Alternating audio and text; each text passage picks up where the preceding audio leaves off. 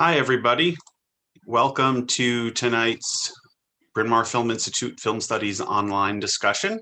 It's great to see everybody here for our July discussion. I am very happy to be joined by Lisa DeNight, who suggested tonight's film and also made that very informative introduction that I hope you all watched. Hi, Lisa. How are you doing? Doing well, Andrew. How about yourself? Fine, thanks. Fine. And I have to say that I'm looking forward to tonight's discussion even more than I was 10 minutes ago, because in the brief chat we had before we sort of came online, you already pointed out some interesting things to me that I hadn't considered. So I'm sure that this will be eye-opening for the other folks who are joining us as well. Just to go over a few of the ground rules, please keep your audio muted until I call on you to ask your question or make your comment. I will know to call on you because you will please hopefully use the raise hand function within Zoom, and then I'll call on folks in the order they appear. In addition, our chat is running and our colleague Jill is in there monitoring that, and she'll send us a message if some wonderful topic we just have to address bubbles to the top, but you can feel free to talk amongst yourselves in there. We'd also love for you to introduce yourself in the chat window if you're joining us for the first time, or especially if you're joining us from outside of the greater Philadelphia area. We'd love to hear where you're from and how you found us and all of that great stuff. We are glad to be back. Thank you, Glusmans, for that. With that, I can see we do have our two normal first folks starting us off, but the jockeying back and forth between Barretta and Glusman takes another dynamic turn tonight because Jean is up first. So Jean, what do you want to share with us about The Master? Woohoo! Golden prize. Anyway, well, thank you for bringing this back to my attention, because I saw it when it first came out and I shied away from watching it again for a long time because it's just such a rough film to watch. It's so intense that I was in no rush to experience it again, even though I respected it. And, so I watched it when you first announced it a couple of weeks ago, and then I watched it again yesterday, and I like it more each time. So I have a question and a comment. The question is, what's he putting in those drinks, and can we buy that anywhere? The comment is, this kind of film, these performances, they remind me just how deeply an actor can fall into a role to the point where it can almost become dangerous for them. And I had that on my mind this entire time when watching Joaquin Phoenix, because I could just imagine that, maybe he made an agreement with Paul Thomas Anderson to just let him take it as far as humanly possible, because he's not pulling any punches when he's, tearing up a cell and banging his head on walls and getting smacked and smacking others. And so, I wonder if you have any background information on what was going on as far as those sort of conditions, because it just seemed way too authentic to be purely a great performance. I'm wondering if there was something beyond that made it so intense. Well, thanks for those, Jean. I will comment on the first part and let Lisa take the lead on the second, more substantive question. I did read that a lot of people like to understandably think of this film as being based on the life of L. Ron Hubbard, the author of Dianetics, the founder of Scientology. There's certainly some element of that, but there were a bunch of other ingredients that went into the mix, including, apparently, stories that Jason Robards told Paul Thomas Anderson while they were making Magnolia together. Robards was in the Navy during World War II, and he talked about how they used to drain the ethanol fuel from the torpedoes and mix it with pineapple juice primarily. to make a punch, Oh. which I think they call torpedo punch or something like that. Apparently, the Navy was caught on to this and started putting mixing poison with the ethanol. But that didn't stop people, including obviously Freddie Quell. So I think, I don't know that you want to try any of the concoctions that he put together, but clearly they packed quite a wallop, because this is someone, he's a character, obviously, who was desperate to feel things, and desperate to change the way he was feeling. And so, as you were talking about with the physicality of his performance, certainly the concoctions were designed to, who takes a swig of Lysol, when getting ready for their, an early day at a new job? Someone with a serious problem that is not simple, that is not conventional alcoholism. Right. To the second part of the question, I'll let Lisa start us off on that. Jean, I have a couple thoughts before I get to the second part of the question. This movie is so endlessly quotable in my household. We are constantly saying, "Oh, how do you like to feel?" when we're thinking about like what drink we're gonna have. Hopefully, we drink it right and don't end up like the farmhand in the Salinas part of the film. But I'm so glad that Andrew brought up the Jason Robards story, because it's such a great little anecdote. And of course, once you hear that, if you're Paul Thomas Anderson, you're going to have to fit that into a movie somehow. It's too good not to. But as for your second part of the question, the kind of dangerousness of Phoenix's performance in particular, that really was entirely Phoenix's kind of own creation.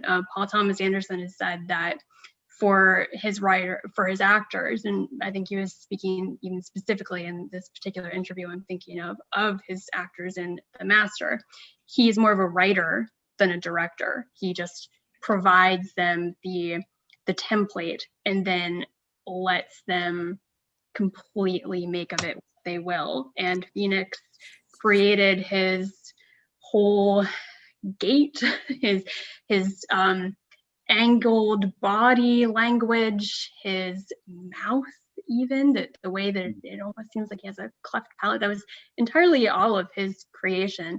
And I don't have the link at hand, but maybe Jill or someone could find the link. But Richard Brody, the New Yorker film critic, has a great essay on the acting styles in this film.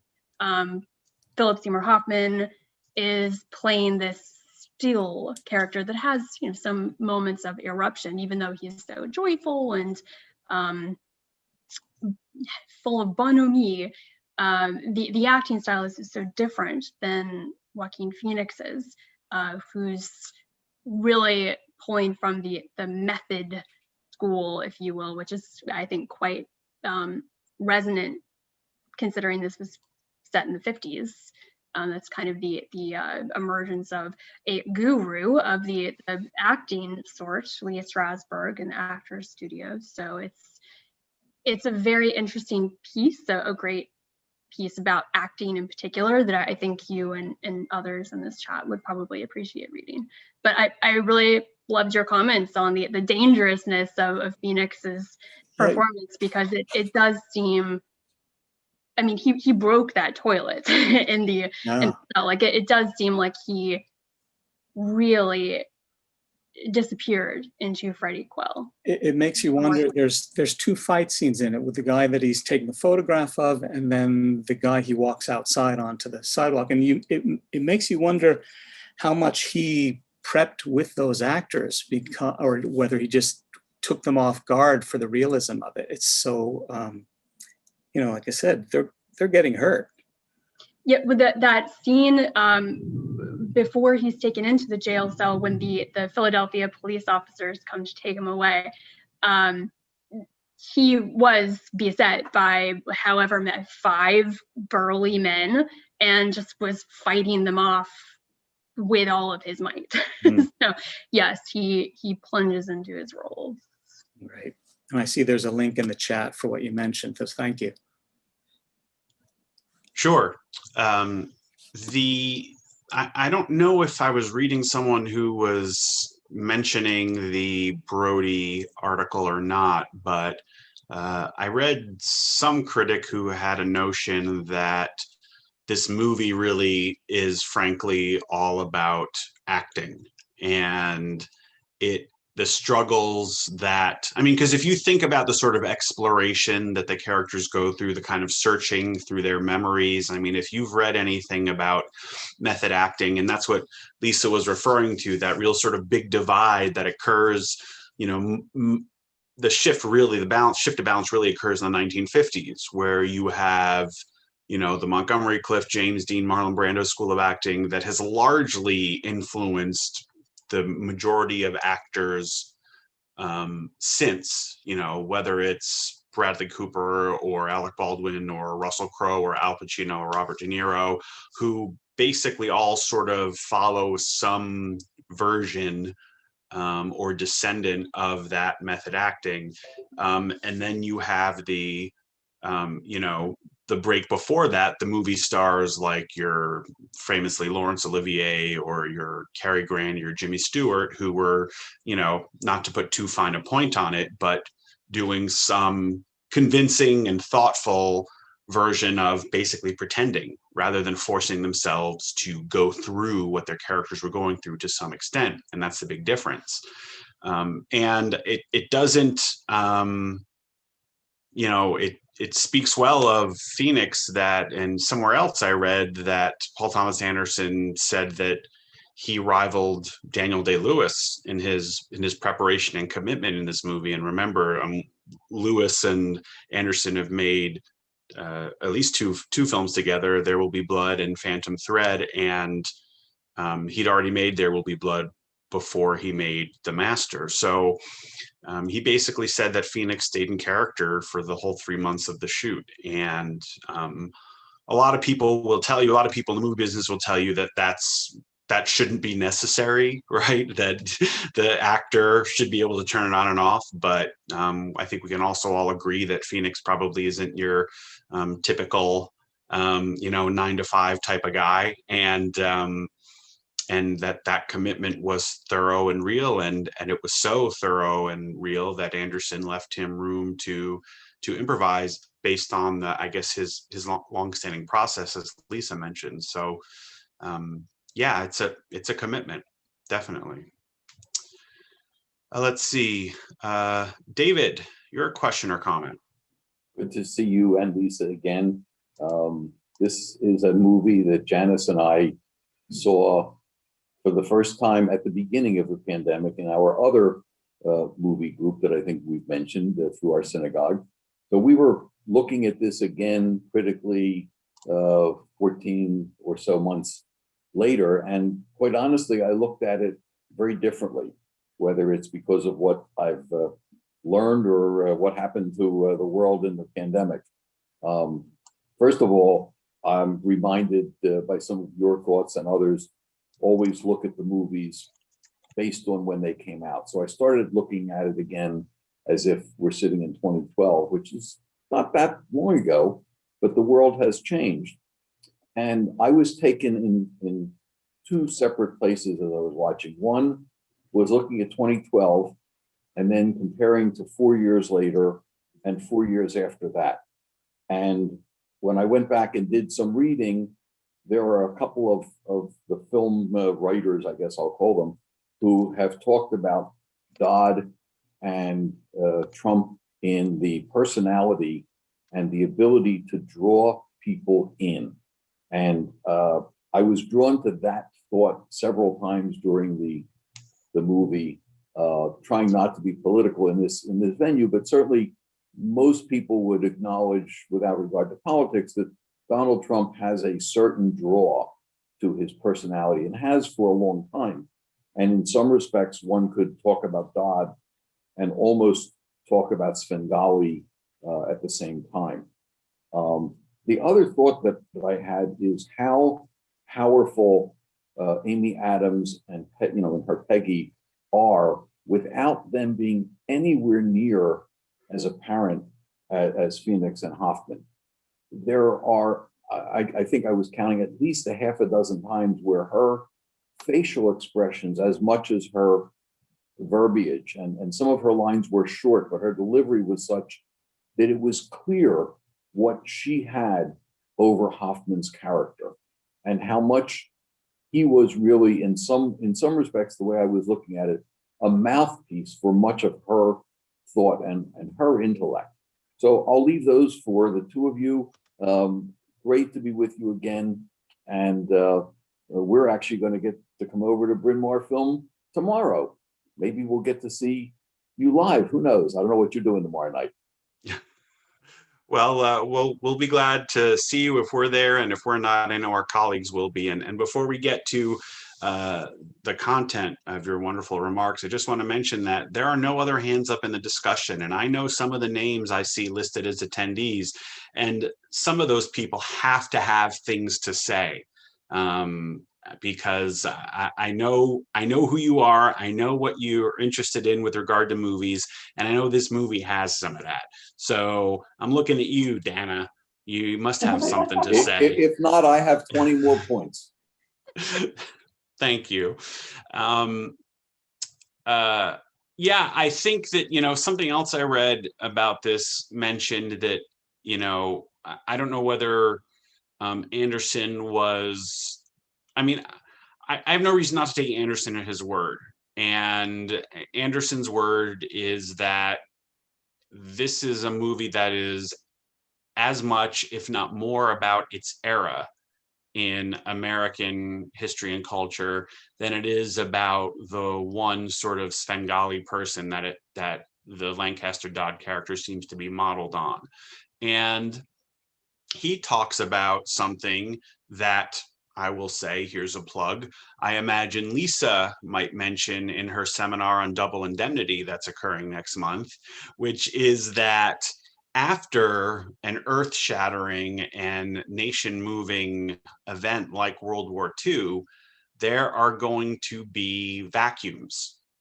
There are going to be vacuums in the culture, there are going to be power vacuums in the world, there are going to be vacuums in individuals' lives, right? I've never had military service, and I've never, had any sort of experience like that for any long period of time. But if you've spent years doing something with very high stakes, where all of your moves and your purpose and your goals are dictated to you necessarily in a case like that, and then all of a sudden that goes away, that's going to affect some people, in some kind of way. And I think that is as much of what this film is about than any connection to any actual real person. If you think about this really is Freddie Quell's story. And if it's Freddie Quell's story, it's much more about what that character represents and is encountering than it is what the Dodd character represents. Lisa, some thoughts on the number of things that David brought up. Well, Andrew, I'll say that you expressed my thoughts on that topic very eloquently. It's very much about, well, I think I said this in my intro, the movie is about anything and everything, but prominently it's very much about the conditions of post-war society that allowed someone like Lancaster Dodge to ascend and provide answers for people that were seeking them, because there was just a vacuum, as Andrew said very well.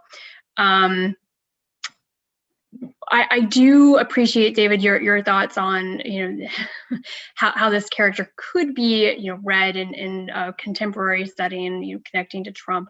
I will say that I think Lancaster Dodd in this film is a much more sympathetic character than he would be in any other film. This is not to me at least, this is not a satire of Scientology or cults or spirituality. I think the film very sharply has lots of questions about Dodd, and maybe feels like he is full of it in some respects. But it's a much more sympathetic portrayal, I think, than it would have been in other hands. So I just kind of wanted to lay that out as a thought. And as for Amy Adams, I agree with you entirely that she is the power behind the throne. I can't believe I'm about to make this connection or use this word, but if you think about the two masturbation scenes in the movie, the beginning one with Joaquin Phoenix's character that opens up a whole understanding of him, and then what we see with Amy Adams and Philip Seymour Hoffman in the bathroom, I think that's a pretty fundamental and pointed mirroring of who's in control of not just their sex, it's their sexuality, but of ideas and their physicality, their emotional space, etc. So I think that's a very pointed mirroring comparison that would support your notion that Amy Adams was the power behind the throne. I mean, that second scene that you mentioned with her and Hoffman, it draws your attention to the idea in defining rape, that rape is not about sex, rape is about control. And she was not doing this for sex. She was doing this as part of her control of him. And that was sort of like the cherry on top of the sundae, how much she controlled him in any way she wanted and whenever she wanted. Yes, it was power devoid of intimacy. I think that what these points all illustrate is that this is a movie about human need and what people, the different types of things people can need, what happens when people who have a certain need meet someone who can provide that need, or who have the opposite need. Someone in need of guidance meets someone in need of acolytes, and the danger of that connection, or the power of that connection. But almost all the people in this movie need something.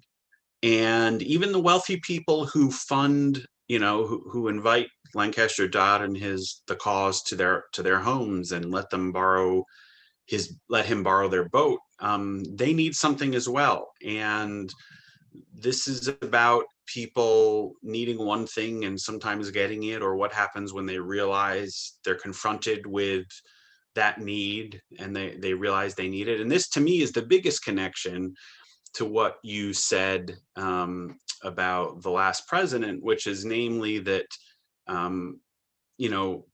he's always had some sort of appeal to some sort of people, because you don't get to do 8 seasons of a game show or whatever it was without that on NBC. You don't. But I think when it entered the political realm, is he or someone who worked with him found that there were people who felt they weren't being represented, people who were in need of someone who claimed, at least, to speak for them and represent them. And that's the wave he rode. And you see that in this movie, right? That these people that follow the cause and Lancaster Dodd are filling some void for them. Now, when they're confronted with the hollowness or the contradictions or the flaws in that, they have different reactions to it. Some of them keep following and some of them don't. But the dynamic, you talk about, we often talk about in culture interdependency, that there's an interdependency between Dodd and Freddie, but there's also one between Dodd and his wife, right? He needs to appear to be in charge, but he needs someone to actually be in charge. And he can't do what he does without her steadfast support. But he also can't do what he does, it is strongly suggested, without her actual sort of guidance and input and information. And so it's a really, I mean, it's it's like everything else, it's like everything else most filmmakers make, but particularly Paul Thomas Anderson. There Will Be Blood isn't about oil, right? It's not about industrialization. It's about what drives people and what certain gaps and presences in their lives and in their past, how that works on them and how that motivates them or defeats them, or and that's what this movie's about too. But in a different setting, which is one of the reasons that, one of the ways you can justify going back to the well. It's not a criticism. They're very different moments in American culture. So I think that makes it very interesting. Joan, you have a question or comment? Hi. I thought those were two remarkable performances. I believe that was Hoffman's last movie. And also, with Joaquin Phoenix, he wasn't much different than he was in The Joker, the same type of personality. And I think Laura Dern had a small part in that movie. I thought I recognized her. And also the scene with the nude women, I found that very shocking. I don't know if anybody felt like that, but all in all, I thought that was a wonderful movie and wonderful performances.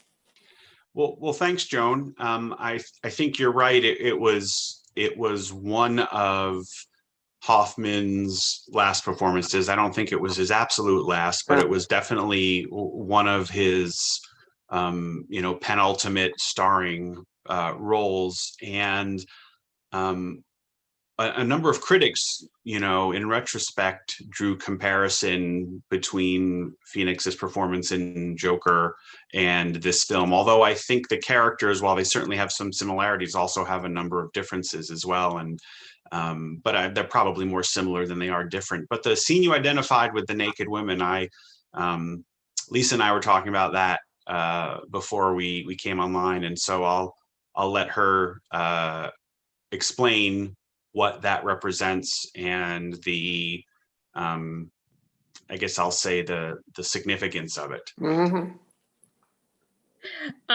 Big task. One thing that I think is helpful to say up front is, as Andrew said earlier, this is Freddie's story. I mean, it's very much centered on this one kind of primal, confusing, complex relationship, but it is Freddie's story. And we are in Freddie's perspective quite frequently. And there are many ways I could kind of elucidate how that plays out. Very subtly, I'd say, in the first hour or so. But then the film kind of increasingly loses tether to any sort of forward driving narrative momentum and becomes much more episodic. I think quite in keeping with Freddie's increasingly tenuous grasp on his own mental faculties from time to time. And that scene is quite surprising because it is the first time in the film that you are taken into a subjective, imaginative space within Freddie's mind.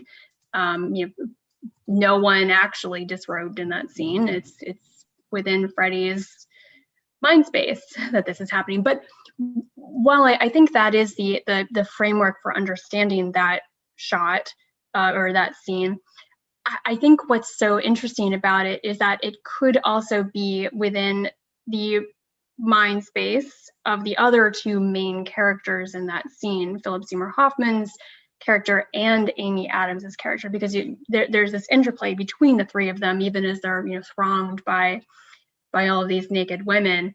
Philip Seymour Hoffman is singing this ribald tune of a coy abstinence anthem, but it's much more ribald than that. But he is kind of gloating is the wrong word, but he is just delectating in this position of power that he has. And I'm sure while saying that song, he could very well be entertaining ideas of having, everyone in the room, every woman in the room naked.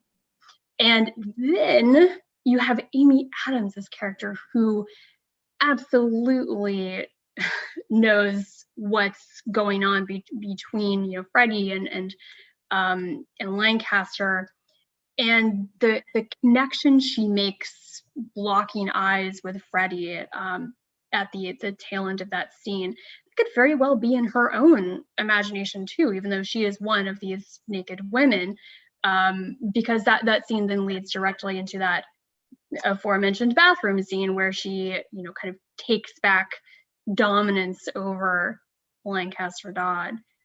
So I love how that scene is very much in this subjective, imaginative space, specifically of Freddie, but like so many other scenes in this film, there's just layer upon layer of other meanings and inferences to be gleaned from it. So those are some of my thoughts on that wonderful scene. I said to Lisa before we came on that I had the same reading of that scene as she did, except I thought it was odd that sort of, seeing the world of the film through Freddie's eyes only happens once. And Lisa mentioned that she would suggest that there's at least one other time that happens. Lisa, do you want to share what you think that is? Sure. And before I do that, I kind of want to make a distinction between how I feel like the film is often in the perspective of Freddie without being in this fantasy space. But then there are other, I think, two instances in the film where we are directly in Freddie's fantasy space. Firstly, I want to kind of call out that amazing scene in the department store early on, where the woman is kind of circling around, bearing her wares, the dress, and I feel very much like that is such a swooning placement of us in Freddie's perspective. It's too lush and sensuous not to be, I think, especially considering how it concludes.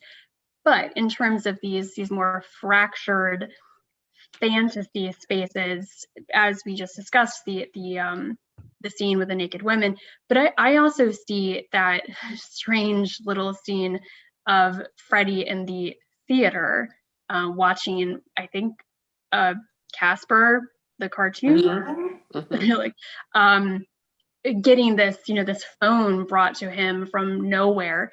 That to me is very much a fantasy scene as well, or not even a conscious fantasy, just a break from reality that Freddie is experiencing.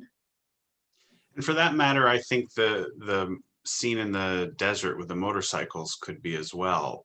The way he just keeps going. It's sort of his incarnation of the break he's going to try and take from Dodd. But I think, I mean, I'll go one further. Toward the very end, actually, it's not toward the very end. I think it's the last shot of the film. We see Freddie on the beach, where we saw him at the beginning of the film with his arm around the sand sculpture of the woman. Do we see that shot there because Freddie is for some reason thinking about when and where he was happiest? Or do we see that shot there because everything that happened between the two shots was in Freddie's imagination? Andrew, I love that you brought that up. I actually have a completely different read on that scene. Yes, it did show up twice, but to me, that as a coda for the film is kind of like a thesis for the film in a single frame. Yet it can be kind of a separate thesis for the film, but it can also be kind of this like Ouroboros where everything is just connecting back to Freddie has made no progress. There's just this stasis where he's gone from one sand woman to the same sand woman. But Right. I actually prefer to think of that final shot as kind of the film's thesis in a way. It's, that woman made of sand can be shaped into anything. And that kind of stands in as whatever anchors you to life and provides you a sense of belonging and contentment, whether it's the cause or a sex addiction or family is something much more wholesome, but it's made of sand and it will wash away. In my take on the end. Well, thanks, Joan. You've obviously gave us a lot to think about. So thanks for your comments. Okay, thank you. Bye. Let's see. Mike, you have a question or comment? Yeah, hi. Hi again to Lisa. I just wanted to weigh in on just sort of, this kind of ties back to exactly what you guys are talking about on many fronts, but I just think that having seen the movie dozens of times at this point, I live in the same house with Lisa, I would say that my read on kind of why the movie exists is, my assumptions are that you start making a movie about Scientology with kind of this thought that you can crack it like an egg, and you start to realize what people went through after World War II and what they were having to deal with. And sort of, like you said, Andrew, like a vacuum of power, of self-control, of being able to have some sort of family life. And I think that the film represents two men who, one's got an id that's way too loud and one's got a super ego that's way too loud. And they both fantasize about occupying the other one's position and have no way to get there. And I just think that they kind of complete each other in kind of a yin and yang sense. And but they are two people. They're not one person. They're not presumably completely sexually fantasizing about one another. So they're just sort of stuck where they are. And Amy Adams would never let Lancaster fall to being kind of a drunk and a maniac. And, Freddie is never going to develop the life skills, unfortunately, that will get him to be someone who's among society. And so I think the film just is about that tug of war. And I think Anderson asked himself questions he doesn't have answers to. So he just presented us with his findings. And I find the best films involve filmmakers asking unanswerable questions and then doing their artful best to give it a shot. So yeah, I'll leave it at there. Well, I'll jump in here because I figure Lisa can respond to your comments anytime she wants. I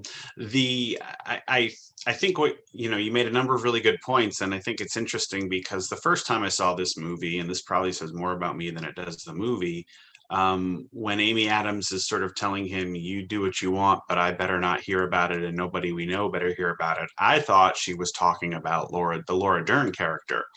But upon this viewing, I think she was talking about Freddie and the way those two men are drawn to each other, and the way, Lancaster has to be drawn to him in some way beyond just needing another acolyte, because he's got a boat full of them when he meets him.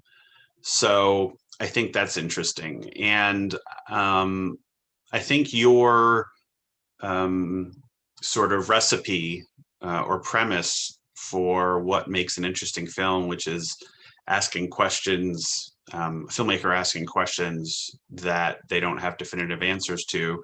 I think I probably agree with, although as I was saying with Lisa beforehand, I wish this film was slightly less amorphous, but again, another comment, probably more about me than the movie. So Lisa, anything you would care to say in response to Mike's comments? Thank you for your comments, Mike.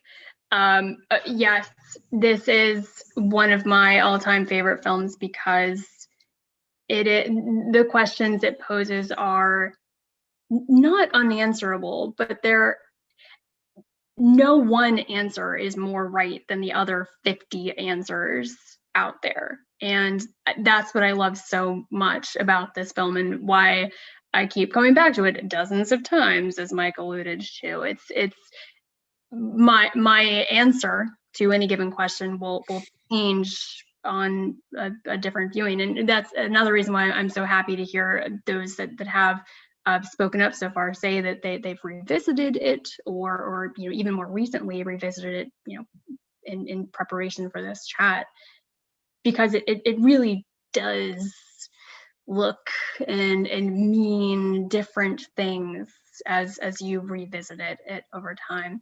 And Mike, I agree with you entirely. I think this film boils down to two men who are incapable of expressing or really even understanding their deep love for each other. And I don't really read that love as homoerotic in a physical sense.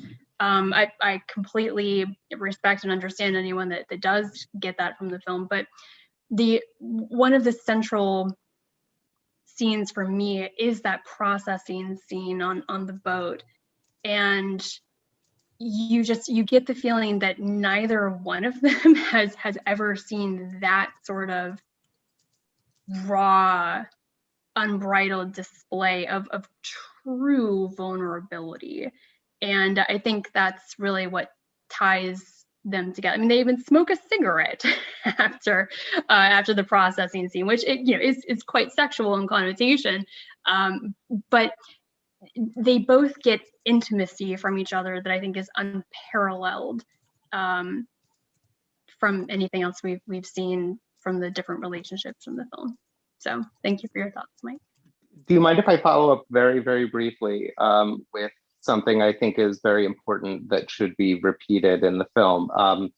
When Lancaster is finished singing to Freddie, and it's an incredibly important moment in the film for a lot of reasons, he says, if you can manage to live without serving a master, let the rest of us know. And I think about that all the time. And I think it's important to understanding these two men and understanding their limitations and why they can't be around each other.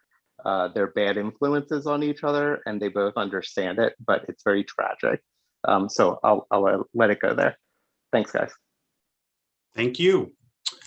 Dana, you have a question or comment? Sure I do, because I got shamed into it. Actually, the discussion has been just great tonight, and I'm kind of glad that I waited. I'm going to slightly disagree with Mike, and I am going to talk about or ask about some things, or tell you actually that I think I have a bit of a different feeling. The one thing that no one has mentioned, surprisingly, and it was very apparent to me, was the baby.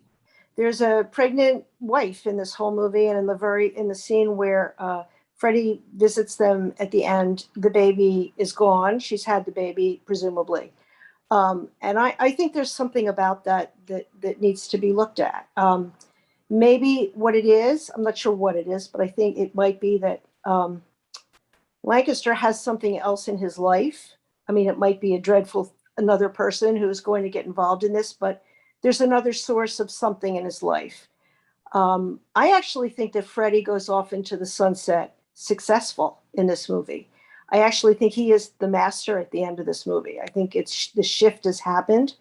There are a couple of scenes that you guys have talked about that really hit home to me, beginning with the motorcycle scene where Freddie rides off into the sunset and we never see him again. And that's, of course, ridiculous. And I agree that that's kind of fantastical. The scene in the movie theater with the disembodied phone, Freddie breaks away. I think Freddie was able to break away, and Freddie's master, for some peculiar reason, became Freddie. That there was one other scene at the end that I was sure you were going to bring up, but it certainly impacted me, where Freddie's in bed with a woman happily, finally he's in bed with a woman, and he uses the vocabulary of the cause as just bedtime chatter with her. And it really works with her. What's your name? What's your name? What's your name? It was so important early on in this movie. It was so intense. And then it just becomes chit chat that works in bed. And to me, that was Freddie, who shockingly has moved away from the dependency. Not sure about Lancaster, but Freddie, something good happened for Freddie. There's hope. He became perhaps his own master, or at least that's the take I got in the film. And that comes after having seen it a number of times too. So curious to know what you think about that. It's a little bit different from what others have said. I won't even begin to go into the acting. You've already explored it. It was a masterpiece in every way in that regard. So thanks for a great choice, Lisa. It was a great choice. Thanks, Dana. If you raised your hand because I twisted your arm, I'm glad I twisted your arm, because those were really interesting comments. It's funny because I really think you sort of started turning me around on this, because I was pretty convinced in my own mind that Freddie hadn't grown or changed at all, but you make a case that he does, and I think it's a reasonable case, and I'll suggest another piece of evidence in support of it, which is his interaction with Doris's mother when he goes back to find Doris.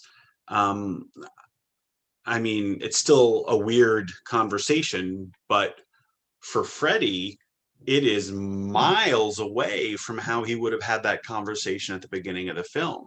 It's almost in the vicinity of a normal conversation given those awkward circumstances. And he doesn't freak out. He doesn't blow up. He doesn't go to Alabama to find her. He doesn't rip the screen door off the hinges. He just, he's not entirely honest, but he's in control. It appears to be of himself, and interacts with that with her mother in a reasonable way that she keeps talking to him. And that's progress for Freddie. So you've got me thinking, definitely. Lisa. Dana, thank you so much for your comments. They're always so good.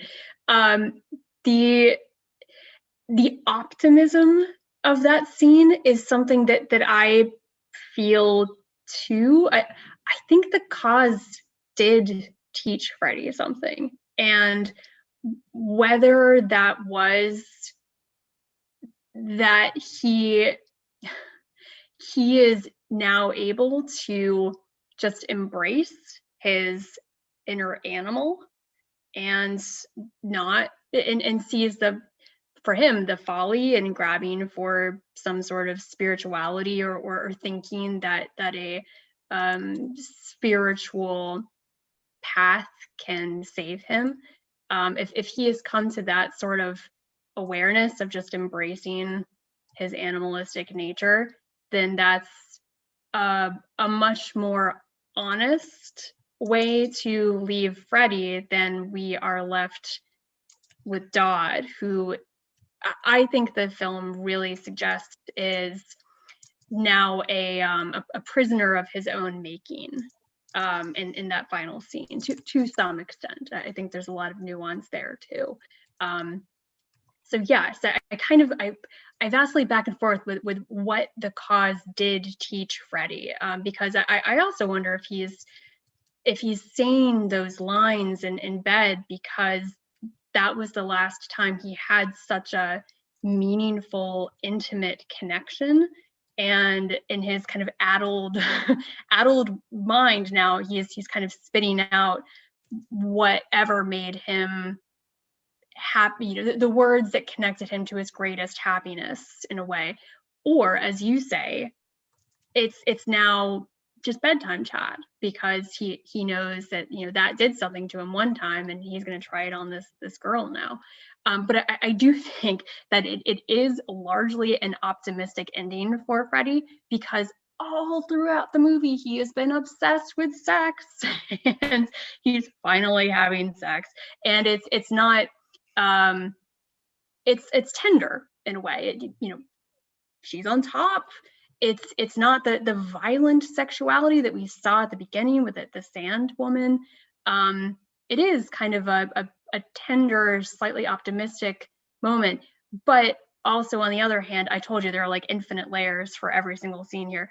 On the other hand, he does seem like he is days away from his liver just exploding. Like you definitely get the feeling when he sees Dodd in that final scene. Even Peggy says that you don't look well, Freddie.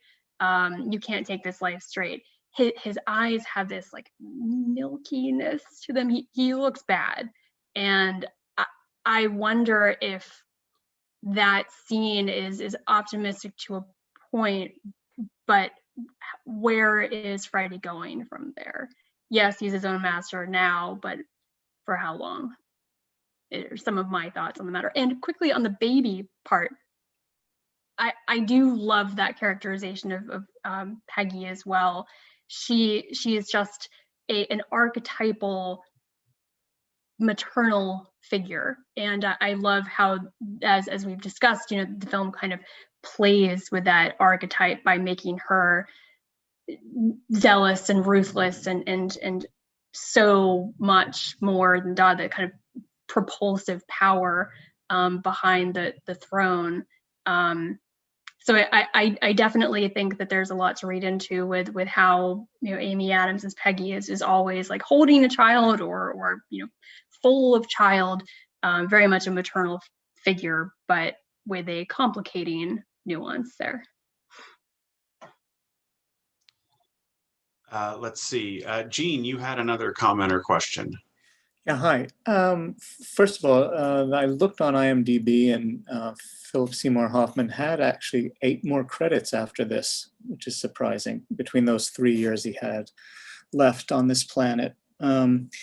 Also, this is a really great example of why there's so much value in doing these discussions, because it's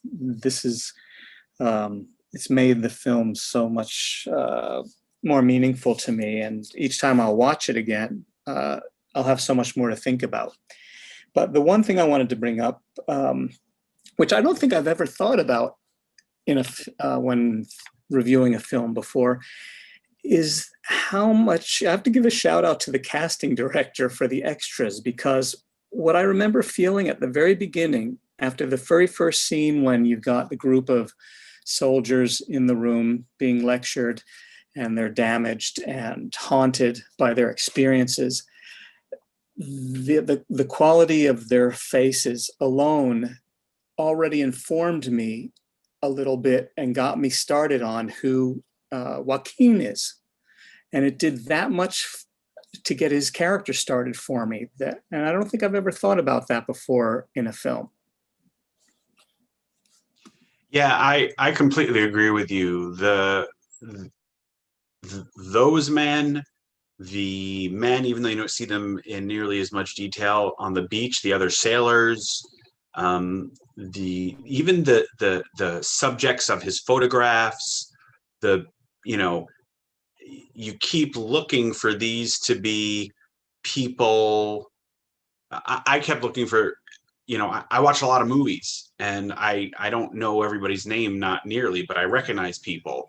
And I didn't recognize any of those people. Anyone who didn't have like a featured speaking role, I didn't recognize. The ones who did have featured speaking roles, I recognized from other Paul Thomas Anderson movies. But the ones that were just there to be present, I didn't recognize a one of them. And they, partly their appearance and partly costume and makeup and lighting and everything, really made them look of that era and of that place. And this film was exceptional at that. And I think there's probably a lot of credit to go around, but I'm really glad you mentioned that, because you're absolutely right. It did so much to set the stage and to keep it set as being of that period. I do not want to say this and have it come off as a criticism, because it is absolutely not. But I know that the last film that was done in this series, a film that I love, Far From Heaven feels like a purposeful reenactment of a time and place. I do not get that same feeling about The Master. It is not, it's not a reenactment. It is the 50s, yet exists in this kind of timeless space at the same time. The combination of the 65 millimeter cameras and the incredible faces, as you and Andrew both say, the production design, yes, it is a reenactment of 1950s era Americana, but it doesn't feel like that to me. It feels like all of these people that you see on the sidelines are very much people plucked from, coming back from the war, or people getting their photographs taken in the mall. And one other thing that I want to add on the subject of faces, another element that kind of puts me subtly in the mind frame of Freddie that I'd like to kind of insert into this conversation at this point. There are so many, and maybe this is just me, but there are so many doppelgangers, and I'm not saying kind of like thematically doppelgangers, just people that look like other people in the film. Like all of the women that Freddie, loves or has interest in, or is kind of drawn to, are these kind of tall redheads, and every single one of them has their own distinct look, certainly, but they all in some way kind of fit a same sort of face or feature type. And then one other kind of doppelganger I want to throw out is the man in the mall who gets into the brawl with Freddie. He looks a lot like Lancaster Dodd, and I do not think that was an oversight. I think all of these casting choices were very, very deliberate to kind of paint this picture of Freddie's untethered or say challenged relation to reality, and kind of the inability to really fixate on one person until Lancaster Dodd just kind of overwhelms the frame when we first see him through Freddie's eyes. So just wanted to kind of add that into the discussion about faces. But yes, every one of the faces on screen is totally amazing. I'll just leave it at that. I just want to elaborate on something that Lisa mentioned and was suggested by Mike in the chat, which has to do with the cinematography. Lisa mentioned that this was shot almost entirely on 65 millimeter film, and Anderson is known for his preference for shooting on celluloid, and in 2012 it wasn't that tough of a call. A lot of people still were, but to shoot on 65 millimeter or to shoot up 65 millimeter, 70 millimeter, it's roughly twice film that is twice the gauge of what most movies are shot on 35 millimeter film, which means there is twice as much surface area that is capturing each image, which means there's twice as much chemical emulsion that is capturing each image, which means there is a lot more resolution, because at the end of the day, the film is being exhibited, whether it's on your television or in a movie theater, at the same size it's always exhibited. So there's twice as much visual information to create the image an image of the size we're used to seeing. So part of the reason, not all of the reason, certainly not all of the reason, but part of the reason probably these faces have made such an impression on us is because of the detail with which we're seeing those faces, which is in part that choice and expense to shoot on 65 millimeter film, and partly it's the work of the cinematographer. Now, Anderson usually works with Robert Elswit, a noted cinematographer who's done countless beautiful Hollywood films, but he didn't work with him on this one. He worked with a Romanian cinematographer whose, to my knowledge, most notable other credit was the movie Jojo Rabbit from a couple of years ago, which also does a very good job of capturing an era. So maybe the cinematographer, whose name I will butcher, but I believe it is said Mihaj Melajmare Jr., as I said, is Romanian. His cinematography certainly had something to do with it, but so did the choice to film the motion picture on that higher resolution as well. David, you had another comment or question. Well, as is usual, some of the comments between the two of you and the crowd that bring back other thoughts or other questions. Lisa, a few minutes ago, made reference to the final sex scene as saying, I'll paraphrase you, that was really, after thinking about sex the whole movie, that was Freddie having sex. And it reminded me of my thought earlier on of the sex scene with the model and whether that was all in Freddie's mind. When I first saw it, I did not view it that way at all. At some point watching the second movie, not while it was happening, but later on, that thought came to me, and maybe that was in his mind. And Janice and I have discussed a couple of times which of the scenes that we initially think of as occurring are in his mind. Clearly, all the naked women are in his mind. Maybe they're in Hoffman's mind too, from my perspective. The telephone coming to him in the theater, as much as I might like to think of myself sitting at the BMFI and having one of my phone calls be delivered to me, I don't think that was real. I think that was certainly in his mind. We don't offer that service. Well, I don't know that the theater he was sitting in offered that service either to anybody else in anybody else's mind, but yeah, I understand that and I appreciate that.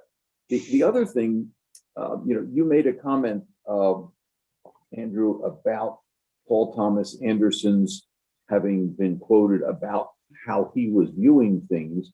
I'm going to go back to the way you described The Apprentice and think about the fact that at the time that he's writing and producing, directing this movie, The Apprentice had been already big on the scene since 2004.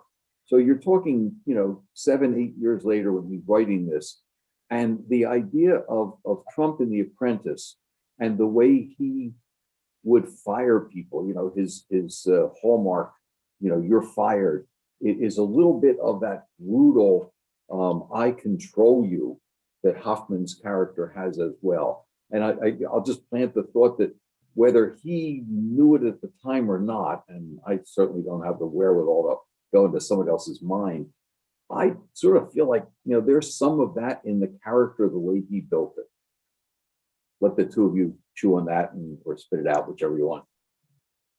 Well, I think if Paul Thomas Anderson had even an unconscious sense in 2012 or 2011, when he was probably writing it, that Donald Trump would be run for president in 2016, then Paul Thomas Anderson should stop making movies and start betting on sporting events, because he would be the prognosticator of all prognosticators if he did. That wasn't the point I was trying to make. I know. President. Okay. I know. I think the point you were trying to make was that there is a personality type and there is a presence that we see appear and reappear, sometimes in history, sometimes in popular culture, over and over and over again. And there's a reason that those types of figures do achieve the heights that they do sometimes. And there's a reason why those figures are at the center or effective significant portions of stories that we like to view over and over again. It is, in the most basic terms, and I know you're making a more specific comparison than this, but it's a demagogue. And think about how many interesting, fascinating movies there have been about demagogues. One of my all-time favorites, A Face in the Crowd, is about a television demagogue in the 1950s. So it is something that we, as if not a culture, well, if not as a as a species, then as a culture, fall for, at least segments of our culture fall for over and over and over again. And as I think Mike said earlier, he thinks the best movies are when filmmakers tell stories where they don't really have the answers. There's no answer to combating a demagogue or stopping a demagogue before he or she starts or rises. And they're almost always he starts or rises. And so that's why the stories of how they come about and how sometimes, hopefully, they go away remain interesting to us, I think, as viewers. Lisa. I don't know if this is the case at all, but I would like to think that Lancaster Dodd's namesake is Burt Lancaster from Elmer Gantry. Yes, the charlatan, the confidence man is a frequent and eternal archetype, and I think Andrew said a lot of what I was thinking on that same topic. David, the one thing I did want to address, on the other hand, the first thing you mentioned is the model in the beginning. Notably, they do not have sex. They have that interlude in the dark room where Freddie is kind of poking at her breasts like a 6-year-old boy would. But when they go out that night, we get that very comedic cutaway of him being completely passed out next to her, very frustrated at the dinner table. And I think that really plays into Freddie's sex life is a very big part of this film. And knowing from that initial processing scene that his whole relation to sex is extremely troubled and dysfunctional, because he was very likely abused by his Aunt Bertha.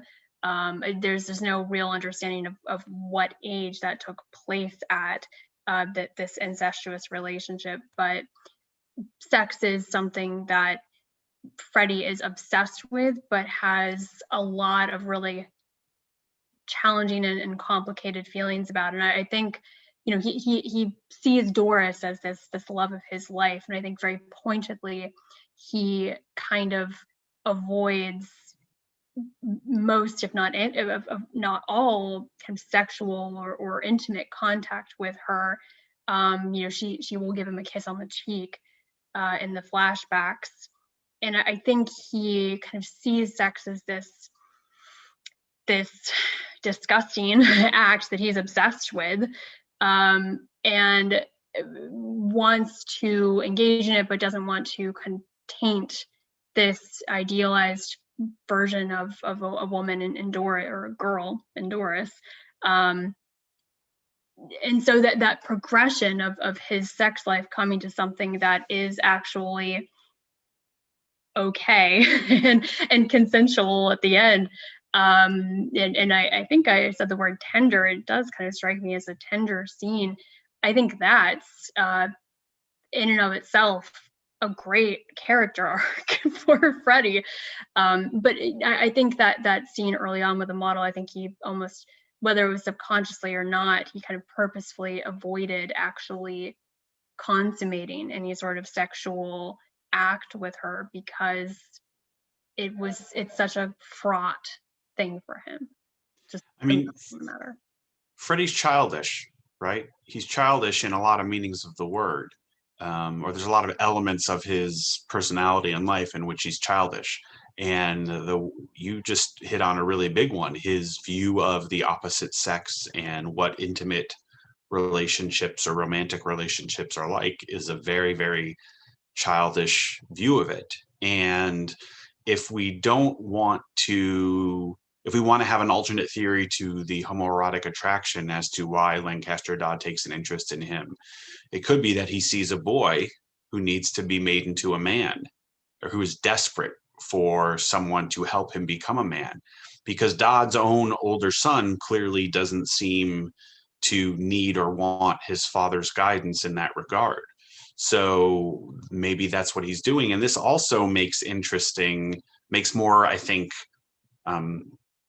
relevant or more on the mark even than it was Dana's comment about the baby and how Dodd has another child. And I don't know that we know the sex of that baby, but if we were to speculate that it was a son, that Dodd now has his own son to help mature into what his version of a man should be. And he isn't going to do that for Freddie anymore. But if the end of the film is any indication, Freddie doesn't need it, at least not nearly as much as he did at the beginning of the film either. So I think that that's an important element in the character's sort of progress or change. I believe that brings us to the end of our discussion. Thank you all so much for joining us. We do this the second Monday of every month. We have a lot of on-site education occurring as well. As you can see up on the screen, a number of seminars coming up. I will point out on August 11th, Lisa is teaching one on double indemnity. And if you are not able to join us in the theater, or don't want to for whatever reason, you can access these through our remote classroom and join us for these seminars online as well. So please visit brynmarfilm.org to find out more, read the full descriptions, and register if you're so inclined. And we will hopefully see you there in one form or another. We have a lot going on, as the Glusmans mentioned. The Institute is open for business 7 days a week, showing a variety of new movies and classic ones as well. If you want to see the films that we're having seminars on, but don't necessarily want to attend the seminar, although I can't imagine why you wouldn't, those movies are available to be seen at other times as well. But there's a lot going on at the Film Institute, so please check out what's happening. And if you want to find out on a regular basis what we're up to, sign up for our emails. We have emails dedicated to education, dedicated to our new releases, and dedicated to other online offerings that we have as well. So there's a lot going on at Bryn Mawr Film Institute, and there's a lot going on at brynmarfilm.org. So check it out. And if you are so inclined, we would love to have your support. Please consider making a donation, or even better yet, becoming a member and getting reduced ticket prices for courses and for movies you see, and a whole host of other benefits as well, including the free members only screenings that we have going on currently. So until next time, thank you so much for joining us, and we look forward to seeing you for our next discussion, which will be announced in this Thursday's education email. So until then, take care, everybody. Bye, everyone. Bye-bye and thanks. Thank you. Thank you.